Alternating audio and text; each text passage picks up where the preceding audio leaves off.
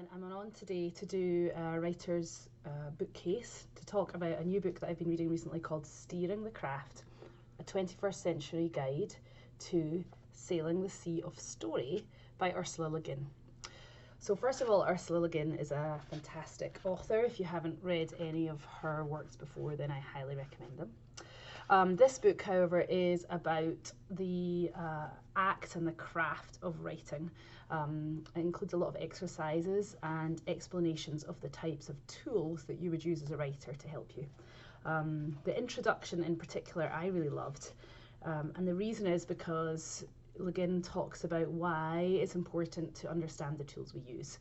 In English classes nowadays in school, we're often not taught grammar, and I think there's lots of good reasons why children are not taught those things at school. I can understand. However, she compares it to a plumber going to work and saying, can you hand me that thing over there which has the bits that go round like this but they're shaped like an octagon inside. You need to know the names of your tools. As a writer, whether we understand the nomenclature of grammar or not doesn't stop us using it. We're using grammar and syntax all the time in our writing, and the only downside of not having learnt about it means that we don't understand the terminology, so that when someone is trying to explain to us how we could put our building blocks together better, or when we're trying to explain something that we're having trouble with, then it's very hard. As an editor, I often find I have a problem with this when writers have a recurring problem, which all writers, including myself, do. There will be some weak spot of something that we're just not as good at. Sometimes we're aware of it, sometimes we're not. Even when we're aware of it, we usually get it wrong.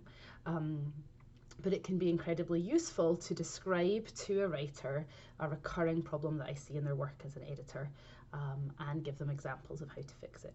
And if they don't know that terminology, then I just have a whole lot more work to do explaining it to them. I have to become a kind of teacher to them of what their problem is and explaining the names of what it is that they're having struggles with, and then teaching them how to use it correctly in their work. So I don't mind doing it, but it adds an extra level of work and therefore cost to your editor if they have to explain that stuff to you. If you can figure it out yourself, then you are much further on in the leaps of how to deal with your work, and an editor will be able to edit and manage your work faster, and therefore should be able to do it more cheaply for you. So, steering the craft. One of the things that Ursula Le Guin says in the introduction to this book is that it's not for beginner writers. And I would agree to a certain extent to that. I think if you're keen and you've started writing a little, and you know that you really don't know a lot about grammar and syntax, and you'd like to learn more about the building blocks and the structure of writing, I still think you could gain a lot from this book.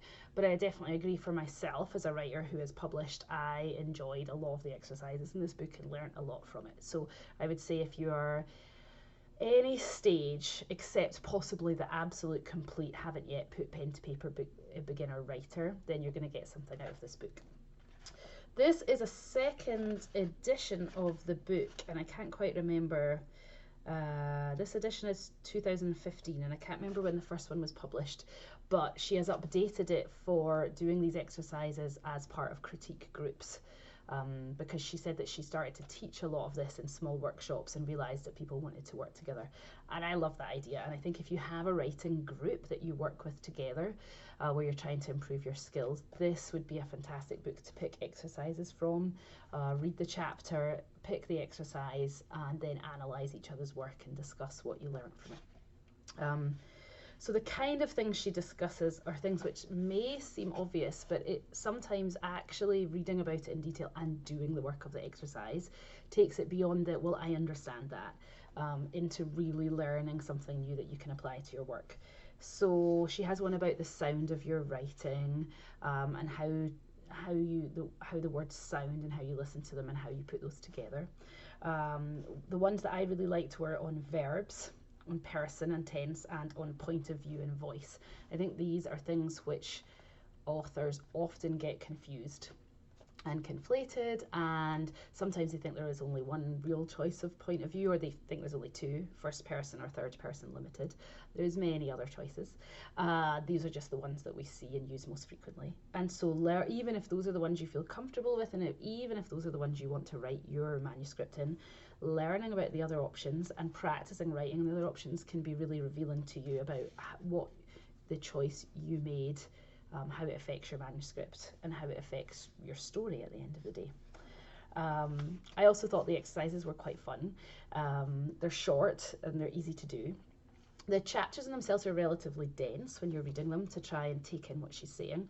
I typed one of them, the one on verb and tense, out because I wanted to keep it, and I decided rather than photocopying the pages, the couple of pages that were involved, I would actually type it out, and that gave me a lot deeper kind of real understanding of what it was she was trying to say.